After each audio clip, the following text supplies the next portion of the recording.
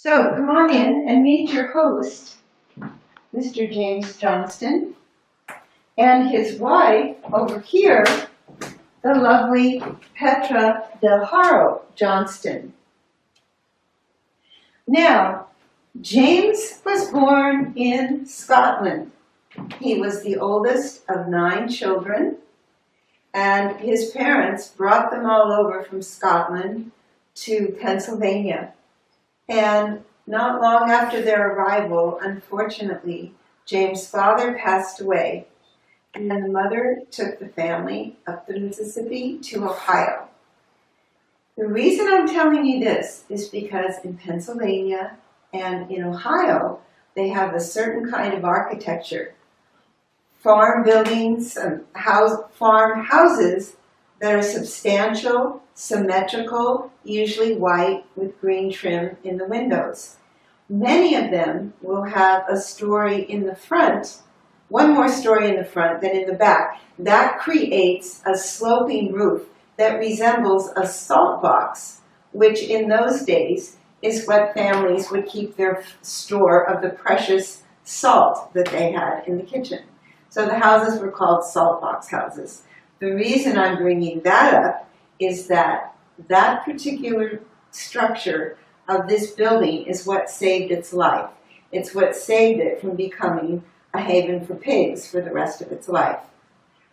The reason the salt box houses have the sloping roof is to protect it from the snow. And since we don't have snow here in Half Moon Bay, it was a bit of an anomaly to have a house like that. Well, one day in 1968, the couple, the Watsons, who were directly affiliated with the Smithsonian Institution in Washington, they were driving by in their car on their honeymoon. They happened to glance up at the hill at this house that was not, at that time, a shining example of Half Moon Bay architecture, but it was a building stripped of paint and inhabited by wild pigs. But they noticed that it was salt box construction, and they decided, this is something we have to look into. So they looked into it, they established the foundation, they directed the reconstruction, the restoration, and Mrs. Watson was in charge of furnishing it with furnishings that were authentic to the period.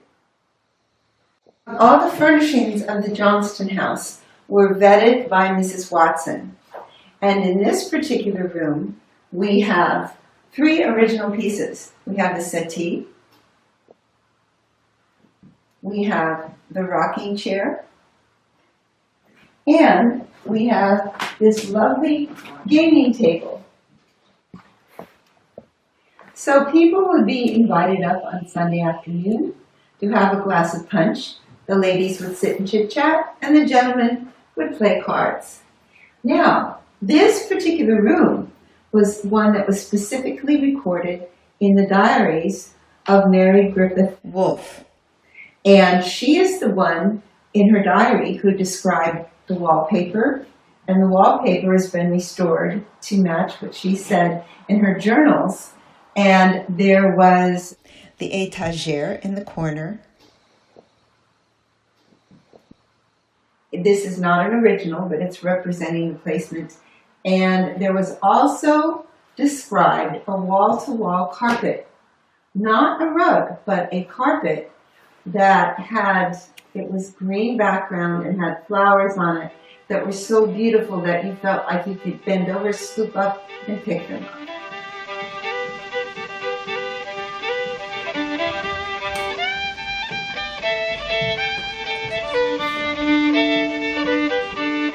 We are now in the family room, where in the evenings, James would do his accounts at this desk. The children, with their little child-sized furniture, would play with each other and play games. And Petra, at her settee, would knit, embroider, or perhaps do something from this kit here. This is a period authentic kit. Do you know what people did with this kit? Not sewing, not darning, but tatting. Tatting was lace making. which would be like this, like a border for a blouse or something. We've talked about James. Let's talk a little bit about Petra. We don't know a lot about Petra. Petra was born in Mexico, but she was living in San Francisco at the time that James met her. They were married in San Francisco at Portsmouth Square, which is where James was part owner of a saloon called the El Dorado. They didn't move into this house right away. James had to acquire the property. And once he acquired the property in 1853, he started building the house and the farm. And the family moved in about 1855, 1856. They had 3 sons and 1 daughter.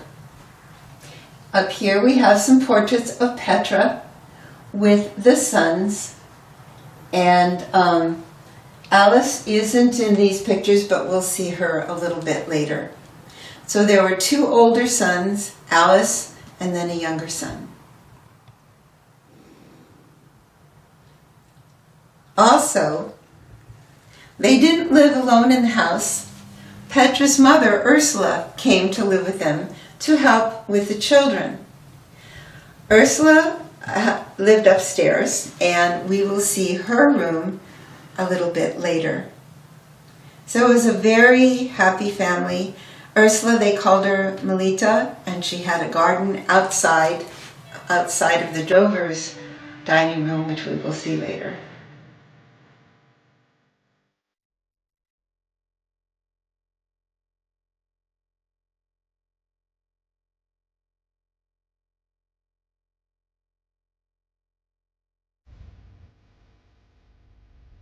Please follow me into the family dining room.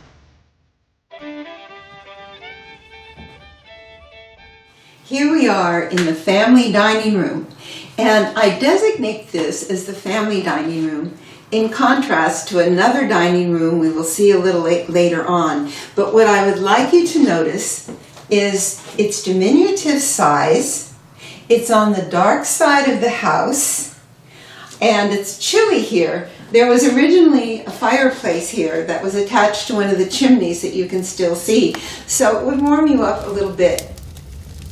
Okay, it looks like our table here today is laid out for tea.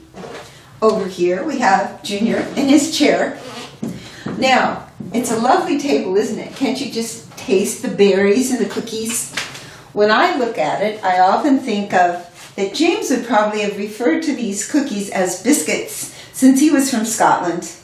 Makes me hungry. Come on, let's go into the kitchen. Okay, we've arrived in the kitchen. But unfortunately, nobody's making cookies. However, look what we have here. A salt box, a genuine salt box. Now, if you remember, earlier on in our tour, I was talking about this Johnston House being designed in the salt box style of architecture, meaning that the front part has one more story than the back part, so that the roof slopes. In the winter, that permits the snow to slide off. This is an anomaly for Half Moon Bay. Why? Because we don't have snow. So why would we have a house designed with a roof, a sloping roof, to allow the snow to fall in the winter? Well, we explained that at the beginning when we said that James Johnston was raised in the East Coast and in the Midwest, where they have a lot of houses like that. So when he wanted to build a house for his family, for his wife, he wanted to build the stately kind of farm manor that would be worthy of her in the way that he grew up knowing. So he ended up building a salt box shaped house, which, as we said before, saved the house from deteriorating and just falling apart because it was special. The Watsons saw it, and they looked into its restoration. Now, a real salt box, many of you, well, probably most of you, don't know what this would be for. See, there's a little hole here. It would be attached to the wall, like this, and And then people would come by with their bowl of whatever they're cooking, lift up the lid, take out their little pinch of salt, and then proceed with what they're doing. It has a sloped cover for a reason. If it was flat like this, people would tend to place things on it, and that would interrupt the process of somebody coming by with their bowl, kneading the soup, kneading the salt, and putting the pinch of salt inside. So we have a salt box to preserve easy access to salt, and we have salt box architecture to preserve snow falling easily from the roof in the winter. Now, over here, we have the iron stove.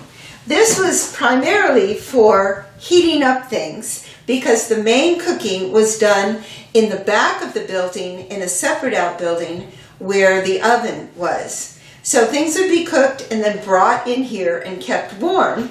And then we have the work table and things would be prepared and then brought into the family dining room that we just visited.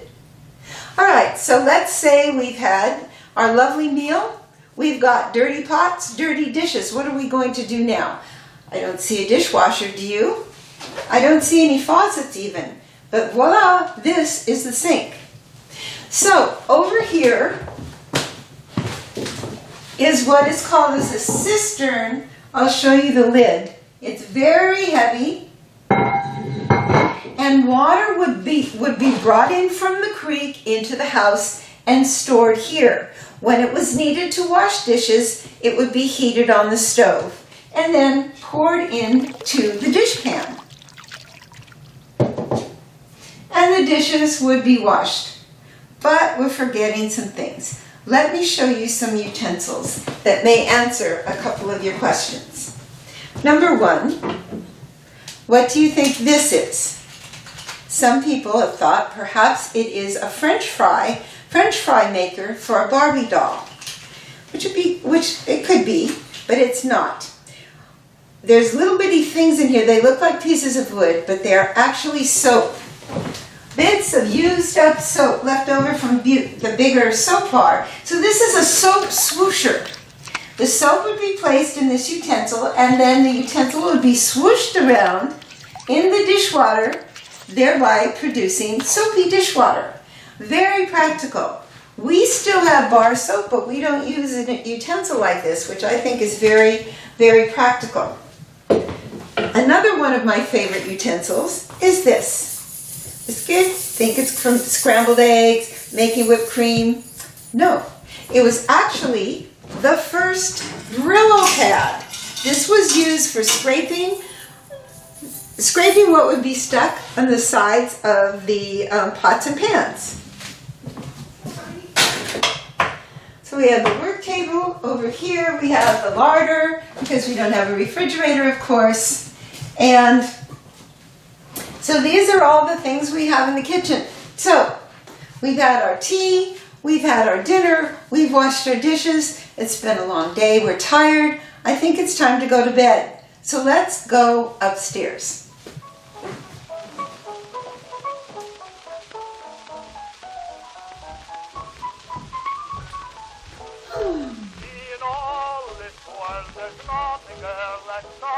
Watch your step.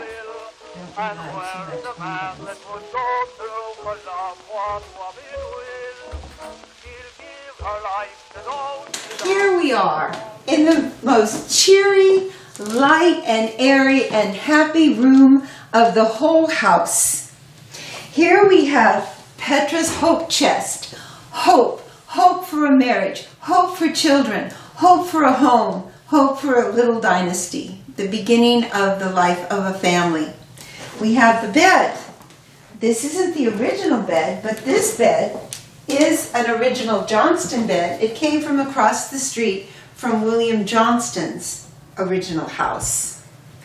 Over here we have the baby cradle, which was filled 4 times.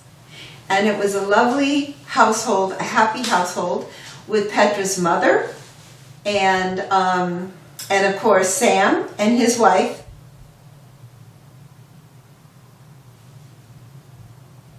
and the people who worked on the farm. And it was a pillar of the community and a place for people to look up to and experience joy and hope. Over here we have an interesting little detail for the ladies. This is the closet. Notice how small and narrow this closet is.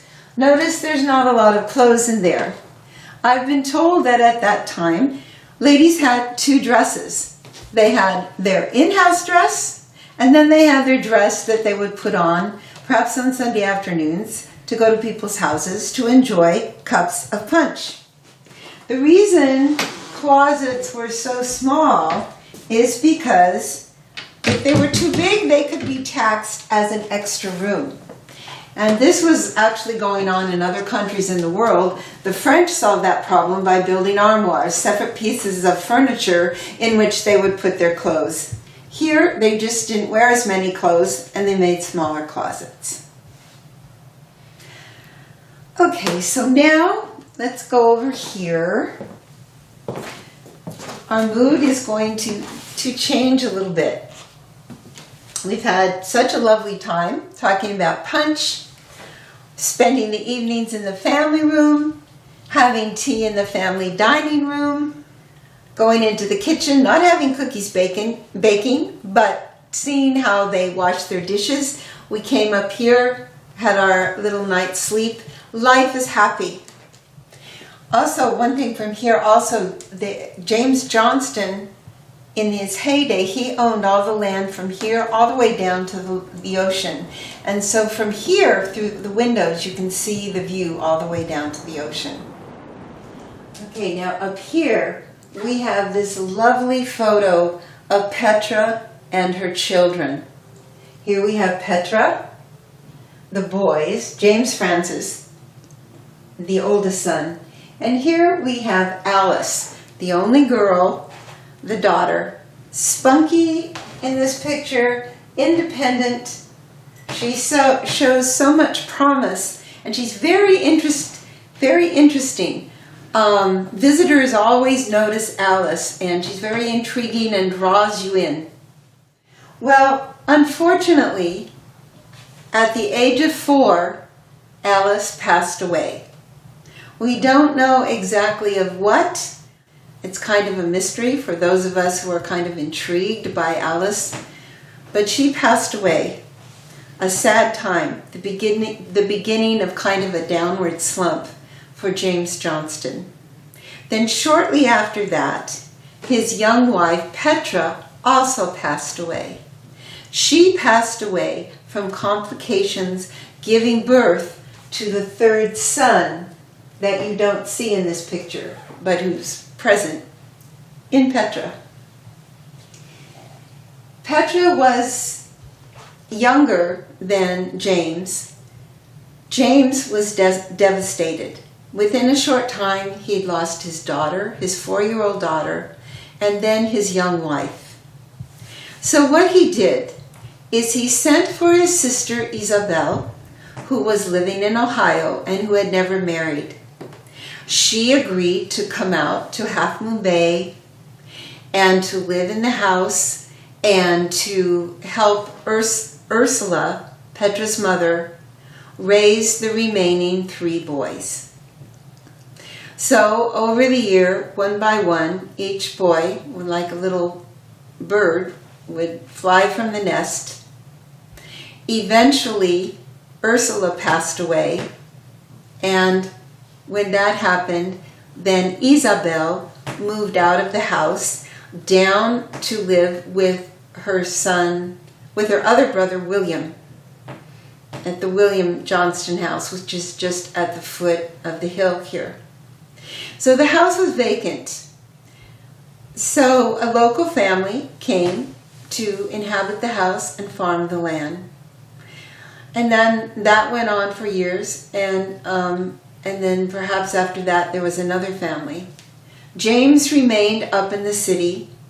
As we said before, he had part ownership in the El Dorado Saloon, ironically located on Portsmouth Square, where he and Petra had been married. He came into hard times.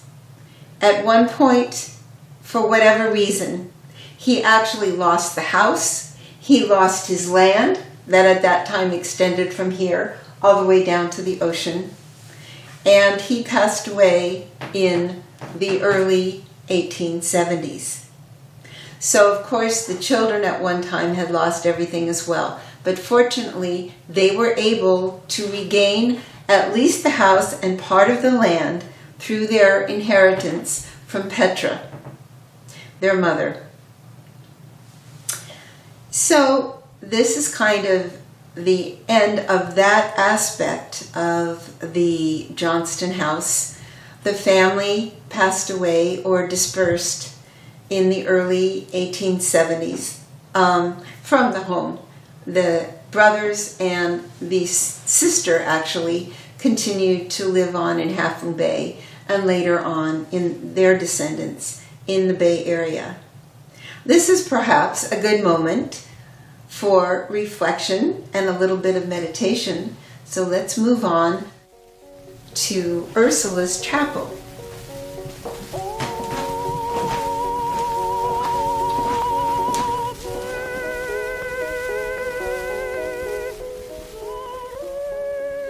This is Ursula's Chapel. Ursula was from Mexico, and she was very Catholic and very religious. So in this small space between the two upstairs bedrooms, she established this room of meditation and prayer. This is actually what the reliquaire that was actually in the chapel. And I believe that this doll was the original doll. This is what she used to look at and pray to and be inspired by.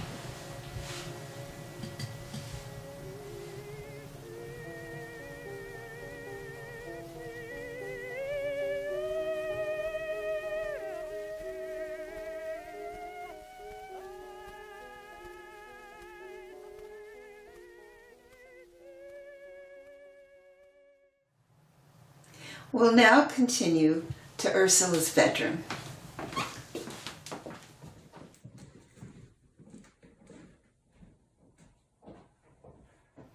We're now in Ursula's bedroom, and other than the lovely view down to the ocean, we have an example here of mortise and tenon construction. This is how the Johnston House was originally built.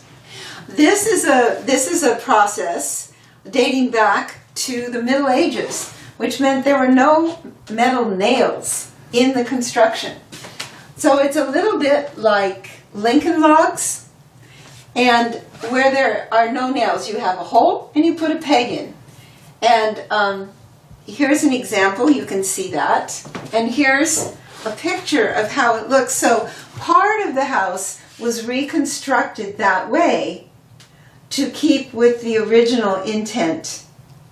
The rest of the house, not so much, but it's quite incredible when you think we have a house here in Half Moon Bay that was constructed in the way that houses were constructed in the Middle Ages. Actually, there was a time during the Reconstruction, there was a big storm, and many of the walls just collapsed. So at that time, Mr. Watson sent for an expert in mortise and tenon building practices, and he was able to come out and he could tell, well, if this board is here, it went there. If this piece of wood was here, it went there. And the house was able to be reconstructed, including with the mortise and tenon technique. So this is a very special house indeed. It has many lives. All right, now, in this particular room, it smells so good and it looks so beautiful. Normally, this is redwood, and it would have been painted over white like in all the other rooms. But when they restored it, they left it open. They left it so you could see, directly appreciate the beauty of the redwood. with which this home was constructed. So now we're going to go on. Whose room haven't we visited yet? There's two actually, but one is for the children, and that'll be fun. So follow me, and we'll go to the children's room.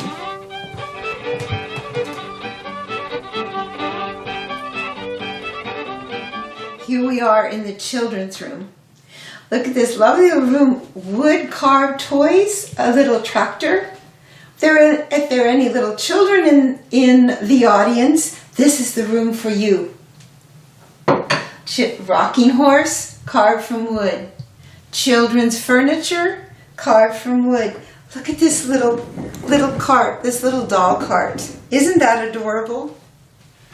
And we have children's clothing. This is my favorite. Isn't this just adorable? This is authentic, and this deals back from the time. The quilt also. The quilt has acquired its own little look because of the texture, because the little raised knobs have worn off, so now it has an extra little sheen to it. And over here we have a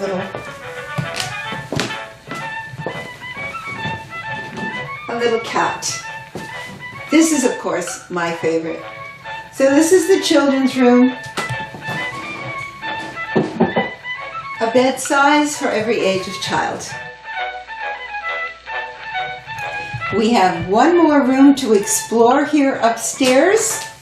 So let's head on to the drover's room.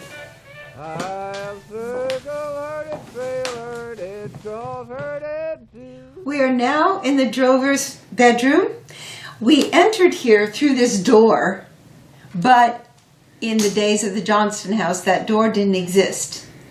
What is significant is that this is a space that James Johnston created so that the workers on his farm would be able to sleep inside the house, not outside in the barn, as in many farms. But to keep you together, what kind of a farm was this? This was a dairy ranch. Now, if you know something about California history, you know that especially along this coast, we mostly raised beef cattle, which came from the haciendas and the land grants after the war, when Mexico gained its independence from Spain. But James Johnston, as we said at the very beginning, he came from the Midwest. In the Midwest, they raise dairy cattle. And just the same way he built a Midwest salt box architecture house, he wanted to raise Midwest dairy cattle. So he sent his three brothers, William, Thomas, and John, back to Ohio, and they gathered up 800 dairy cattle and drove them from Gallipolis, Ohio to Half Moon Bay, California. When they arrived here, those that survived, there were some calves that had been born. Unfortunately, some of those calves became victim to a local predator. Any idea what that predator might have been? Any of the little kids that were just looking at the toys next door? That predator, you might guess, maybe mountain lion, maybe coyote. No, at that time, that predator were bears. They were grizzly bears, and they were picking off the young cattle. But that's how the Johnston Ranch became a dairy ranch. Now, at the beginning, remember, we were invited for punch downstairs in the formal living room. Here is the punch bowl that our punch would have been served from. This is a whole case of artifacts that were found on the grounds. These are on-site, genuine things from the life of the Johnstons in their home. So now we are going to continue to our last room and the conclusion of our tour, and it will be the drover's dining room. Remember earlier on I told you about that smaller dining room that was on the north side where the family would have dinner, how dark and small it is? Now you're going to see the drover's dining room, which is on the south side. It was filled with sun, it was big, it was welcoming, and it's the perfect place to end our tour. If we were all together as a group, we could all perhaps share a glass of punch down in the Drovers' dining room and congratulate ourselves for gathering and together and learning about the history of this wonderful house, thus this wonderful place where we live or we love to visit. Follow me. My horse is leg weary and I'm awful tired, but if I let you get away, I'm sure to get fired. So we conclude our tour of the Johnston House today in the Drovers' dining room. On the sunny side, facing the south, big, lots of people, party table, and good food. We're actually right across from the kitchen. Can be brought over to us quickly and we can enjoy. So remember earlier I mentioned the family dining room, and remember how different that was. So that was kind of generous of James Johnston to think of treating his drovers, the people that worked on the dairy farm, to a nice, spacious place of hospitality. And the family ate in a little room on the dark side. So today we've gone from having little cups of punch in the living room, in the formal living room, in the salon. We went to doing our accounting, our mending, and our little child's play in the family room. We moved off onto the family dining room where we had cookies that we wanted to eat but we couldn't. We went on to the kitchen where they weren't baking cookies, but they had lots of interesting utensils that we've never seen before. We moved on, we went upstairs, we went to the beautiful, sunny, bright bedroom, and so full of promise for James and Petra and their children. We moved on into the chapel of Ursula's bedroom with its redwood walls and its mortise and tenon construction examples, off to the children's room where we saw their wooden toys and their child-sized furniture, to the drovers' bedroom where they slept inside and not in a barn, and finally down here to the drovers' dining room, gathering place for everyone to join together, celebrate the work of the day, and prepare to go to bed and begin a new one. I would like to thank the people at the Johnston House board, and their representative in this project, Barbara Van Glan, for their patience and their support. Ellen Carey for coming up with the idea of this project and being so diligent with its execution, and she's brought it about. And last but not least, I want to thank Rob and Michelle Dragony, our technicians, our inspiration, and it's been an adventure. And we thank all these people for promoting the history of Half Moon Bay, this house, and wanting to emphasize the history of Half Moon Bay and share it with all of you. Thank you very much. I will look forward to welcoming you on the third Saturday of a month, and from 11 to 3. Remember, come. Every docent offers a different perspective, a new experience. Thank you. I wish you a happy day here in Half Moon Bay. This is Gail Stevens saying goodbye, and thank you for coming.